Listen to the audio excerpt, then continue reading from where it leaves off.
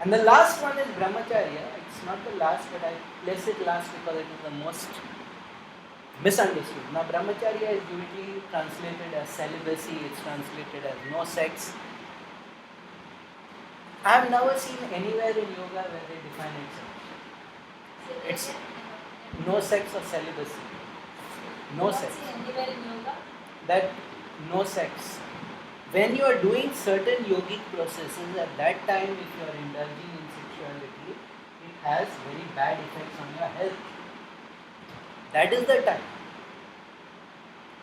Certain people, Swami Vivekananda, Isaac Newton, Nikola Tesla, they were celibate by nature. By nature, there are some people like that. And they become very phenomenally like genius levels. You know, Tesla was one of the greatest geniuses the world has ever seen. Nikola Tesla, just go on the net and find he was much, much greater than Edison. Swami Vivekananda in fact met him once, and all of Tesla's friends were encouraging him to get a girlfriend and everything, and he was creeped out by the idea.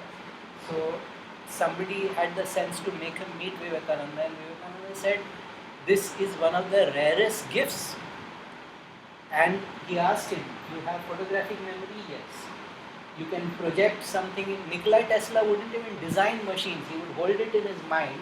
He would run the machine in his mind and he could tell you what the condition of the machine would be 5 years later. All the wear and tear, he could see it. He could project it like a computer simulation into the future.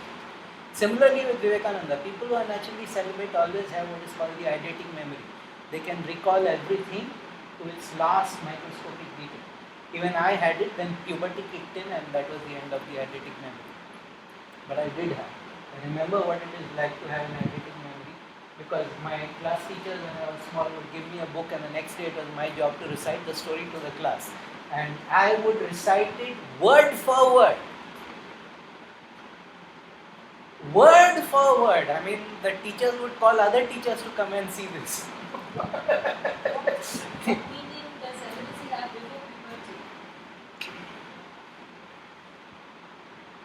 Okay, you're rather innocent, I must say. Children are extremely sexual beings, but that doesn't mean that they have hit puberty. You know?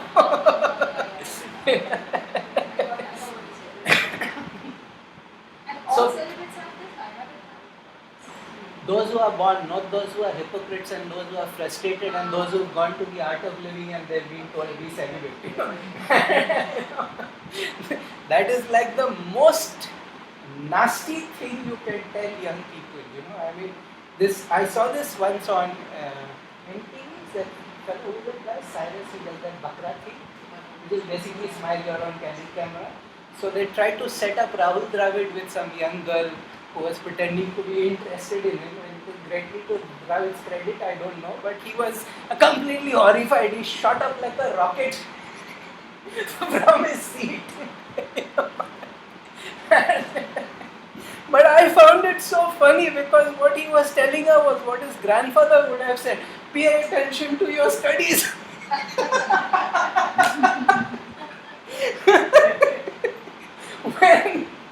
when a young person is having raging hormones in them, studies are not good.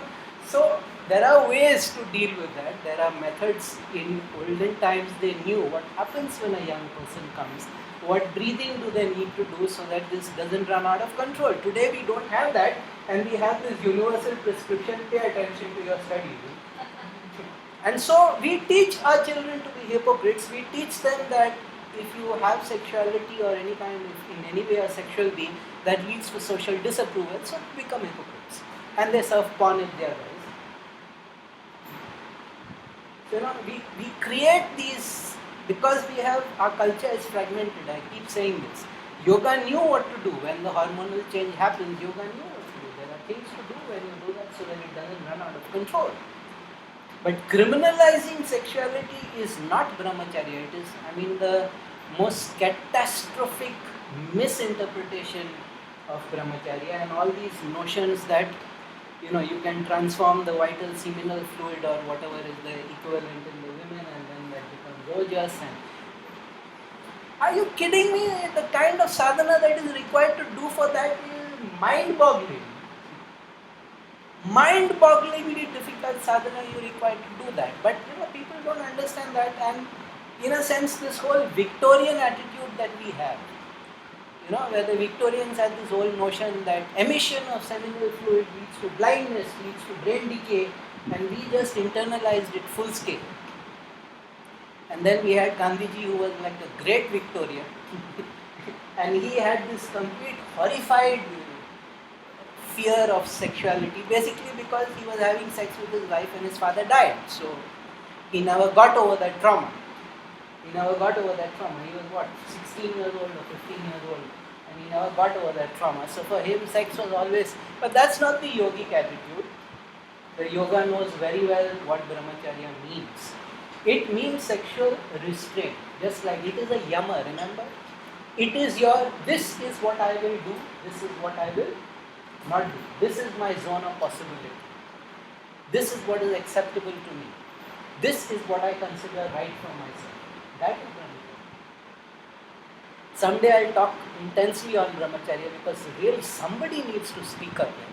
The problem is Osho spoke up, but he was so provocative in this matter that he was just dubbed a sex maniac and it was left up. But this foolishness about Brahmacharya has to stop.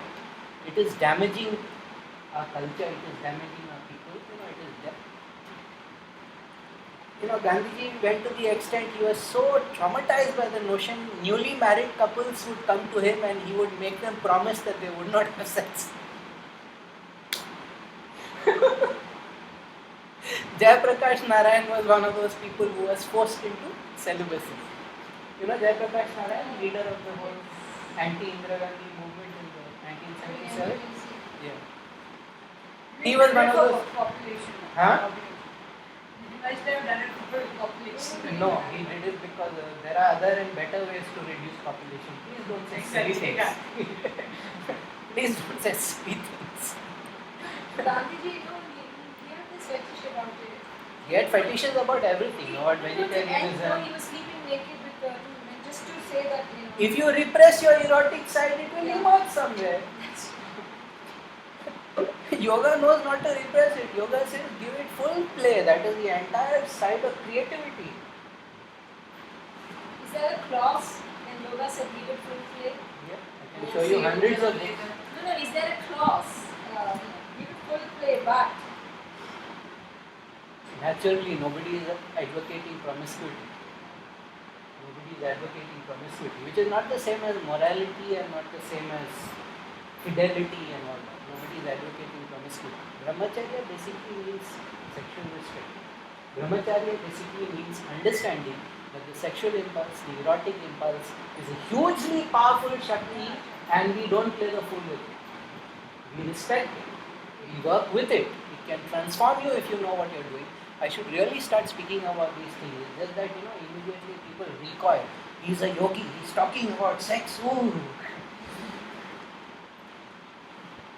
Yogis are not supposed to talk about sex and about money. Actually, only yogis should talk. Only people of higher consciousness should talk about these two things. Others, it is in the hands of the corrupt and the pervert. Yeah, the corrupt people talk about money and the perverted people talk about sexuality. People of normal, healthy consciousness are not supposed to talk about that. It's the complete derailment of good sense. The complete derailment of good sense. And this Zabardasti ka celibacy, so you can see one scandal after the other keeps erupting in some spiritual community. This teacher was caught with some disciple. Because no yogi is going to give up on what he gets from the sexual act. He knows. He knows how much power is released into his sadhana and into his life with the sexuality. So what do? Since the donations will dry up, since there will be so many accusations of being perverse, they all hide it. Unless you are naturally celibate. That is a different matter. About 4%, 5% of the population are naturally celibate. Usually more women than men. The rest of them have to pretend. And I am saying time to stop this. Time to stop this whole thing because scandal after scandal, the last 30 years nearly anybody prominent. I mean, to me it was like this is it. Now we need to when that Kriyananda, that old Gora fellow who used to come on TV, yes, Paramahansa Yoganandas. Even he was outed as no, even he was outed as having a relationship once, and when there was a little political fight, they brought it up. So I'm like, they all do it. Okay, maybe not Yogananda, he also seemed to be one of those natural. They all do it, so it's time to stop this hypocrisy, it's time to stop this veil, and just be open. That way Vimalananda and all much better, because they were Grihast yogis and they are much better. And I'm very, very glad today that Grihast yogis are now becoming gurus, they are now becoming teachers, because this entire crippling, this entire idiotic aspect of sexuality is actually stopping now. It's a good thing. So that's Yama. That's basically the 5 samajik yamas, that is it. Then your individual yamas is your problem. Your guru, God, nobody can help you. You have to discover them on your own. You can ask your guru, but they are yours. Your individual yamas are your own. Your individual enclosures. Your individual field of possibility. You see the word Kshetram. Because of Kurukshetra we mistake it as field, but it's not field. It's a zone you create so that you transform yourself. Which is why in Malayalam the temple is known as Kshetra. It is a zone of possibility. It is a zone of transformation. So your Yama creates a Kshetra for you. And then you do your sadhana, you live your life in a Kshetra, because your body is actually the Kshetra. Your body is the greatest temple there ever is. Greater than Kailasa, greater than Arunachalam, greater than any temple that can ever be made. Your own physical body. Yama is the first step or the first requirement to creating that Kshetra, that zone of possibility, that zone of transformation. So, as I say, it is not a rung on a ladder that you can forget about. It is always going to be there. Yes? Meditation? Sarvanshi.